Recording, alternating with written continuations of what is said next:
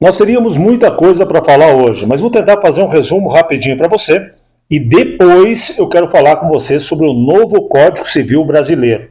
Nos próximos 5 vídeos, esse mais 4, eu quero detalhar pontos em que, na minha visão e na visão de muita gente, inclusive pessoas ligadas ao direito, esses pontos podem mudar tudo. Pode legalizar o aborto, pode complicar relações de família e muito mais. Primeiro, hoje, a gente vai falar a respeito do aborto. Novo Código Civil seria uma liberação para o aborto, uma legalização do aborto? Vamos falar sobre isso no final do vídeo. Antes, porém, peço que você se inscreva no canal, que você curta, que você compartilhe, que você me ajude a chegar a mais pessoas. Juntos, nós vamos mudar a realidade do nosso país. Começando aqui, a gente vai falar sobre a questão da família Lula, família do amor, né? Não deu muito certo, não. O Lulinha, o filho mais velho do presidente Lula, teria agredido a esposa e ameaçado ela com o fato de ser filho do Lula. Se você reclamar, a minha família acaba com você. A justiça fica do meu lado. Teriam sido frases usadas por ele na discussão com a esposa. A esposa reclama aí de maus tratos, de agressão física e psicológica. A família confirma Maria da Penha contra o filho de Lula. Quem trouxe essa matéria foi o jornal Metrópolis, através aí da coluna do Paulo Capelli, que trouxe informações a respeito dessa situação. O empresário Luiz Cláudio Lula da Silva, filho do presidente Lula, é acusado por sua esposa, Natália Maria Schincariol, de agressão física e psicológica. A coluna que eu falei há pouco, do Capelli, teve acesso ao boletim de ocorrência registrado pela Polícia Civil de São Paulo ontem, terça-feira, dia 2. Familiares confirmam a autenticidade do documento. Situação complicada. Como eu disse, mais complicada ainda quando ele usa o fato de ser filho do Lula para ameaçar a esposa, se é que realmente isso aconteceu, né? Justiça negou o pedido de Jair Bolsonaro de indenização e de retratação do casal Lula e Janja em relação aos móveis. Lembra que os móveis, segundo Lula e Janja, teriam sido furtados do palácio, levados do palácio. Isso foi dito a nível internacional. E a juíza ontem, mesmo sabendo que os móveis foram localizados, que nunca nenhum deles saíram do palácio, a juíza ontem negou a indenização e a retratação a Jair Bolsonaro, que é um absurdo jurídico. Por que é um absurdo? Porque, segundo a juíza, não houve dano à imagem do ex-presidente Bolsonaro. Mas como não houve dano? Ele foi chamado literalmente de ladrão. Isso a nível internacional. Ele foi acusado de ter furtado os móveis do palácio. Ladrão de móveis. A acusação contra ele é a mesma daquela pessoa que vai para um hotel ou vai para uma casa que é mobiliada e quando sai leva as coisas embora. Como que não denegriu a imagem dele? Como não causou dano? Mas a justiça entendeu assim. Infelizmente, a justiça aqui no nosso país toma algumas decisões. É difícil, viu? E eu digo para você como advogado. Decisões como dessa juíza, a doutora Gláucia Barbosa Riso da Silva, do TJ do Distrito Federal, causa vergonha ao mundo jurídico. E causa vergonha a mim como advogado. É um absurdo uma decisão dessa. Um absurdo. Entra para as páginas da história como algo deplorável. Acredito que vai ter ainda recurso, mas o recurso chega no STF, cai na mão aí do Dino. O que você acha que vai acontecer? A ministra do Planejamento, Simone Tebet, ela afirmou que o orçamento é engessado e que o plano plurianual pode mudar a realidade dos gastos. Está aí a manchete do Poder 360, é mais fácil aumentar a arrecadação do que cortar despesas, diz Tebet. Está fazendo uma análise aí da situação que o Brasil está vivendo e vou dizer para você, viu? Não tem mais de onde tirar dinheiro. Por isso, está acontecendo situações como, por exemplo, aí dos motoristas de aplicativo. Por que você acha que querem taxar as empresas de aplicativo? Você acha que é porque o Lula é bonzinho e está preocupado com a questão trabalhista, lá do motorista de Uber? Não, né? Ele quer arrecadar, ele quer dinheiro. Ele quer dinheiro para poder ter mais gastos. Gastos como esse que eu vou mostrar para você aqui. Ministério da Saúde, ministra Nízia Trindade.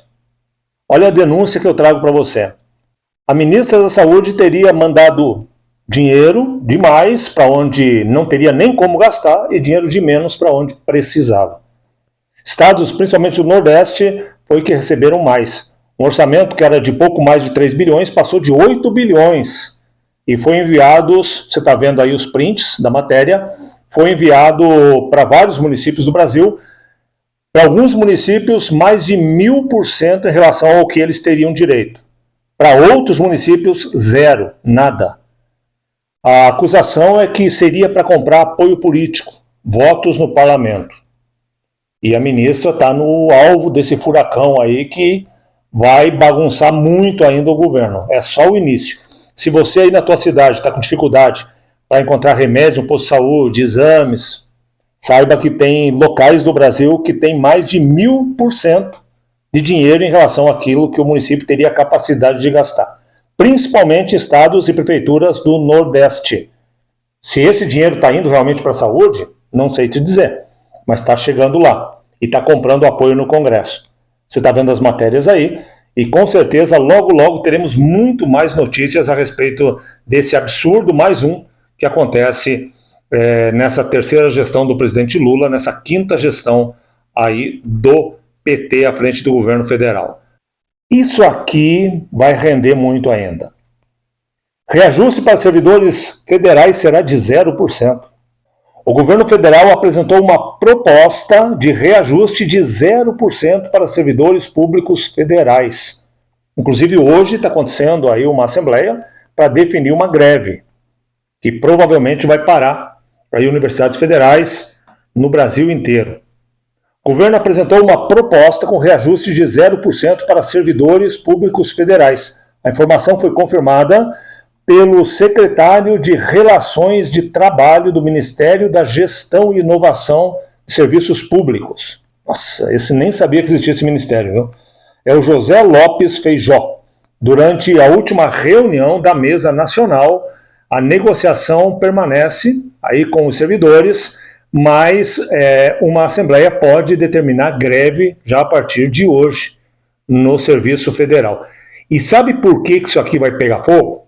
Porque enquanto você vê essa matéria que eu acabei de te mostrar aqui do antagonista, olha essa outra matéria do R7. Essa matéria traz o reajuste que é aprovado no Congresso, para servidores do Congresso. O Congresso Nacional aprova projeto que autoriza reajuste de 9% dos servidores. Aumento salarial foi negociado pelo Ministério da Gestão da Mesa Permanente de Negociações com os Servidores. É esse mesmo ministério que eu falei há pouco, que eu repito até hoje, até esse momento, que eu não sabia que existia. E então tem reajuste para aqueles que trabalham no Congresso, mas não tem reajuste para aqueles que trabalham no restante do Brasil. Uns ganham 9% e outros ganham 0%. Você acha que isso vai acabar bem? Não, né? A partir de agora a gente vai falar a respeito do novo Código Civil. O CCB, o Código Civil Brasileiro, ele traz mudanças muito preocupantes, muito preocupantes. E hoje a gente vai falar a respeito da possível legalização do aborto. E eu quero, antes de trazer os prints da matéria, eu quero alertar você para o seguinte. Primeiro, mexe-se na redação, muda ali uma vírgula, uma palavra ou outra. Depois, muda a interpretação. E quando você vê, aquilo que era inimaginável torna-se real. E eu tenho para mim, e muita gente do meio jurídico acredita que a intenção é essa. É mudar alguns dados, você vai ver aqui, a partir de agora, principalmente a questão, o nascituro, a criança que está lá na barriga da mãe, no ventre. Ele, desde quando que ele tem direito? Desde quando que ele é um ser humano? Do momento da concepção, como entende-se hoje, ou do momento do nascimento?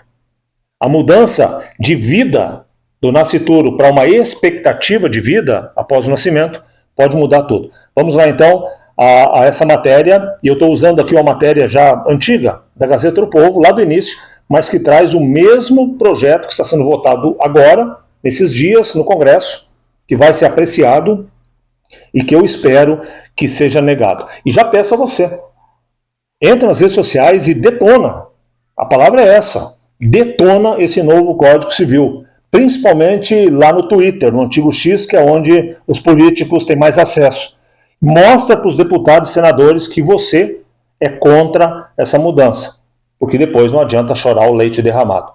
Vamos ver aqui, então, junto comigo, o que fala a respeito do aborto nessa proposta de mudança do Código Civil brasileiro. Primeiro, relacionado ao aborto, que nós vamos falar hoje. O novo Código Civil, a proposta é mudar o artigo que proíbe aí o encerramento da vida pré-uterina e uterina. O artigo que vai mudar hoje é o 1511-A, e ele diz o seguinte, no parágrafo 1º ele fala: a potencialidade de vida humana pré-uterina ou uterina é a expressão de dignidade humana e de paternidade e maternidade responsáveis. Esse é o artigo que eles querem mudar, que eles querem introduzir no Código Civil. Qual é o risco dessa mudança? Qual é o risco do artigo passar a ser escrito dessa forma? A definição do bebê em uma gestação como gestação potencial. Então a vida uterina, a vida humana, ela passa a ser definida, aí o seu início, a partir do nascimento, e não mais a partir da concepção. O código, quando ele muda essa noção do bebê, e ele coloca como uma potencial vida, ele está dizendo que ainda não é vida. Ao contrário dos direitos do nascituro de hoje, onde desde a concepção ele é considerado um ser que tem vida e que, portanto, tem seus direitos. E um dos direitos é o direito a não morrer, a não ser abortado. Então, parece bonito quando coloca para você. Infelizmente, tem muita pegadinha dentro dessa questão de leis, dessa questão da legis, né? Questão jurídica, onde você lê o artigo, lê os dois e fala, não, mas não mudou nada. Aqui, no caso, mudou uma expressão, mas que pode mudar futuramente tudo, porque muda o entendimento. Então, quando você deixa de ter uma vida garantida por lei desde a concepção, quer dizer, desde o momento da gravidez, e passa aqui nesse parágrafo 1º, o texto passa a ser redigido como a potencialidade de vida humana pré-uterina ou uterina, então ainda não é uma vida. Quer dizer que cessar essa possibilidade não é abortar, não é cessar uma vida, entendeu? Esse é o grande problema, porque nesse momento aqui vem uma redação diferente. No momento seguinte, o que vai vir é um entendimento diferente, você entendeu? Sempre é assim, muda a redação, muda uma vírgula, muda um dado, uma frase, e depois muda o entendimento. Então, para ficar bem claro para você, hoje, como é o artigo hoje? Ele diz que a personalidade civil da pessoa começa com o nascimento com vida, mas a lei põe a salvo, desde a concepção, os direitos do nascituro. E eu repito, o principal dos direitos do nascituro é nascer, é não ser abortado. Essa mudança, ela traz para o novo Código Civil um texto diferente, onde a personalidade civil do ser humano começa do nascimento com vida e termina com a morte encefálica. A lei põe a salvo desde a concepção para fins deste código os direitos do nascituro. Então são detalhes, apenas detalhes, mas que lá no futuro vão fazer muita diferença, né? Então, quando é colocado aqui no texto, para os fins deste código, pode ser usado para limitar os efeitos da salvaguarda dos direitos do nascituro no Código Civil, dificultando assim o impacto em outras legislações brasileiras, como, por exemplo, o Código Penal. Entendeu? Então, um caso potencial, apenas um exemplo aqui bem simplório. No caso de aborto, por mais que o entendimento lá na frente entenda que é errado, ele fica no Código Civil. Ele não vai mais ao Código Penal, quer dizer, ele deixa de ser crime. Na prática, ele está sendo descriminalizado. É uma situação bastante complicada. Dá a impressão que não é nada, né, que é uma bobagemzinha aqui, outra ali, uma palavrinha aqui, outra ali, mas isso muda a redação hoje para mudar a interpretação amanhã. Amanhã eles fazem uma interpretação dizendo que é uma expectativa de vida, então não tem o direito de vida, e aí o aborto torna-se legal. Infelizmente, esse novo Código Civil é uma bomba ideológica. Uma bomba ideológica. Totalmente esquerdista, totalmente contra os valores da família, os valores do cristianismo. Amanhã a gente vai falar a respeito da família. Como o novo Código Civil afeta a questão de família. A gente vai falar amanhã. Um grande abraço, um beijo no seu coração. Não esquece, curte o vídeo, compartilha, se inscreve, manda para todo mundo que você conhece. Juntos nós vamos mudar esse país. Deus abençoe você e sua casa.